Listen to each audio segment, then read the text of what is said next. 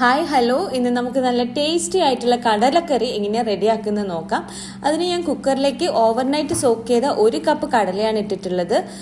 ഒരു സവാളേൻ്റെ പകുതി നന്നായിട്ട് ചോപ്പ് ചെയ്തതാണ്.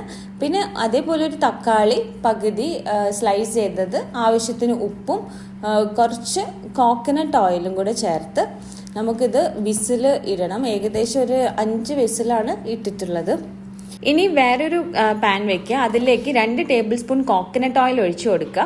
പിന്നെ 1/2 ടീസ്പൂൺ പെരിഞ്ജീരകം പൊടിച്ചത്, 4 അല്ലി വെളുത്തുള്ളി, ചെറിയ പീസ് ഇഞ്ചി ചതച്ചത് നന്നായിട്ട് വഴറ്റിയെടുക്കാം. ഇനി ഒരു സവാള, ചെറിയ 2 സവാളയാണ്, ചോപ്പ് ചെയ്തതാണ്. അത് നന്നായിട്ടൊന്ന് വഴറ്റിയെടുക്കുക. ഒരു 10 മിനിറ്റ് സമയം വേണം, ഒരു ലൈറ്റ് ഗോൾഡൻ ബ്രൗൺ കളർ ആവാൻ. കുറച്ച് കറി ലീവ്സ് ഇട്ട് കൊടുക്കാം.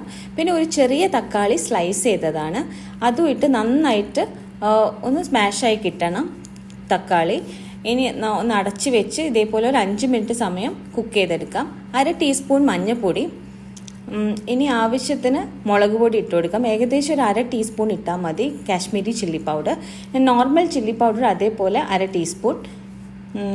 ഒരു 1.5 ടീസ്പൂൺ മല്ലിപ്പൊടി ചേർത്ത് കൊടുക്കാം. 1.5 ടീസ്പൂണാണ് ചേർത്തിട്ടുള്ളത്. ഇനി ഗരം മസാലയാണ്. ഇതൊരു 1/2 ടീസ്പൂൺ ഗരം മസാല ചേർത്തിട്ടുണ്ട്. ഇതിൻ്റെ എല്ലാ പൊടികളും നന്നായിട്ടൊന്ന് വഴറ്റിയെടുക്കാം.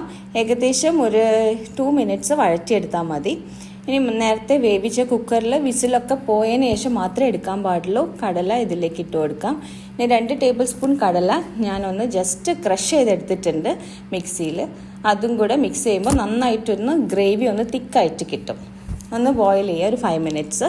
ഇനി വേറൊരു പാനിലേക്ക് 2 ടേബിൾ സ്പൂൺ കോക്കനട്ട് ഓയിൽ ഒഴിച്ചു കൊടുക്കാം.